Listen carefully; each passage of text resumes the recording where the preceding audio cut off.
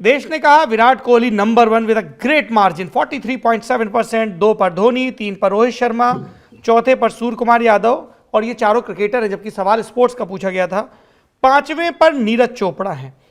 और जब female athletes पर पूछा गया तो यहां पर वेरिएशन है। पहले पर पीवी सिंधु 21.6 के साथ, दूसरे पर मिताली राज, तीसरे पर स्मृति मंधाना, चौथे पर हरमनप्रीत कौर और 5वें पर मीराबाई चानू। यहां पर भी 3 क्रिकेटर हैं।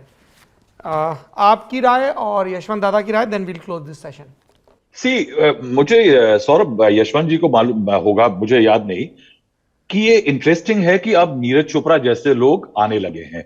एक समय पे we had very few icons of this kind. PT Usha थी एक टाइम पे, देन वो बिलियर्ड्स वाले साहब थे।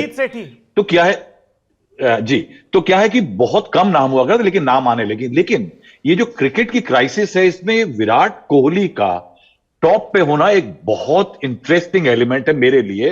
क्यों? क्योंकि विराट कोहली की ने दिखाया है कि उसकी सस्टेनेबिलिटी है, उसकी एक ग्रिट एंड डिटर्मिनेशन है। क्योंकि विराट कोहली नेसेसरीली आईपीएल के पूल से आया हुआ क्रिकेटर नहीं है। उसने अपनी क्रिकेटिंग टेक्निक अलग अलग लेवल पे खेली है, यंगर डेज में स्ट्रगल किया है, और उस पूल से आए हुए क्रिकेटर्स की सस्टेनेबिलिटी लॉन्गर होती है, और वो लॉन्गर होते हैं, और उनके अंदर टेक्निक के कुछ ऐसे एलिमेंट होते हैं जो कि अपने क्रिकेटिंग लेट हो जाने के बावजूद भी वो अभी उसको खेल सकते हैं। जबकि आज के जो नए क्रिकेटर हैं, अगर हम देखें, इंडिया इज डूइंग वेल। हमारी बीसीसीआई सबसे रईस संस्था है पूरे दुनिया में क्रिकेट की, और क्रिकेट हमारा धर्म है। लेकिन कहीं ना कहीं ये जो क्राइसिस है कि हमारा डोमेस्टिक क्रिकेट खराब हो रहा है, आईपीएल टैलेंट सर्च पूल बन रहा है, जहां की क्रिकेट नहीं मानता हूं मैं, या बहुत लोग नहीं मानते होंगे, और इवेंचुअली प्रूव हो रहा है कि उन क्रिकेटर्स में उतनी सस्टेनेबिलिटी नहीं है। लेकिन देश के लिए ये एक जरूरी है कि जिस तरह नरेंद्र मोदी का टीना फैक्टर की बात बहुत लोग करते हैं, वहां क्रिकेट के टीना फैक्टर की बात होनी चाहिए कि साहब और भी स्पोर्ट्स बहुत अच्छे हैं, कि नवीन पटनायक जैसे नेता जो बढ़ावा दे रहे हैं उड़ीसा में हॉकी को, वैसा शायद और राज्यों में भी मिलना चाहिए। हॉकी है, हमारे तमाम स्पोर्ट्स है जिनको आगे बढ़ना चाहिए। ये आइसोलेशन जो है बाकी स्पोर्ट्स का, कि बड़ी मुश्किल से कोई दीदावर पैदा होता है तो नीरज चोपड़ा बनकर वो हमारे एमओटीएन में आ जाता है। मेरे ख्याल से दिस शुड गेट पॉपुलेटेड। इसमें आबादी बढ़नी चाहिए उन लोगों की जो कि दूसरे स्पोर्ट्स के हैं। हमें ऐसे नेताओं की जरूरत है जो इस चीज को एक बड़ा मुद्दा बनाए कि यदि मैं चुना गया तो मैं आपके गांव में अमुक, मतलब आपको नाली चाहिए, खड़ंजा चाहिए, आपको अच्छे स्कूल अस्पताल चाहिए, हमें साथ में आउटडोर और इंडोर स्टेडियम्स भी चाहिए। मतलब ये 2 बड़ी इंपॉर्टेंट डिमांड है कि एक ऐसी पब्लिक गैदरिंग की जगह जहां पर लाइब्रेरीज हो, जहां पर लोग आए, अखबार पढ़ें, मैगजीन पढ़ें, चर्चा हो, कल्चरल एक्टिविटीज हो, और खेल के मैदान मांगे जाएं। कि ये कल्चर कैसे आएगा?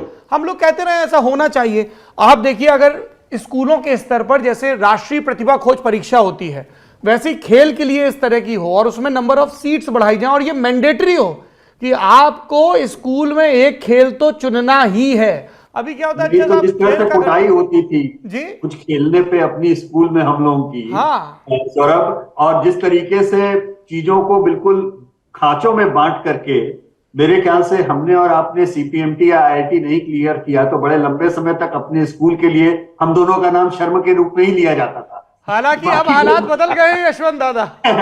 जी, तो इसलिए उसी तरीके से मुझे लगता है, एक तो मैं राहुल जी की बात से सहमत हूं। राहुल भाई, बहुत समय से मेरी भी इच्छा है कि क्रिकेटर्स की लिस्ट अलग बननी चाहिए, बाकी स्पोर्ट्स की लिस्ट अलग बननी चाहिए।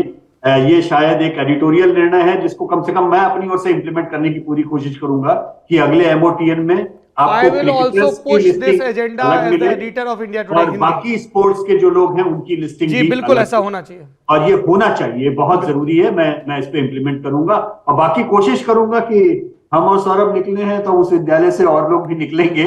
केवल गरियाए नहीं जाएंगे, आईआईटी और पीएचडी के अलावा दुनिया और भी है।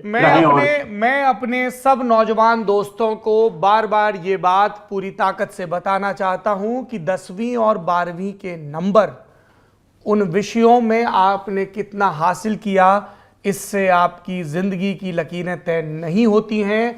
मत आइए किसी किस्म के दबाव में कि सारे चमकीले सपने, अपने हिस्से की सच्चाई सिर्फ बीटेक या एमबीबीएस कर ही हासिल किए जा सकते हैं।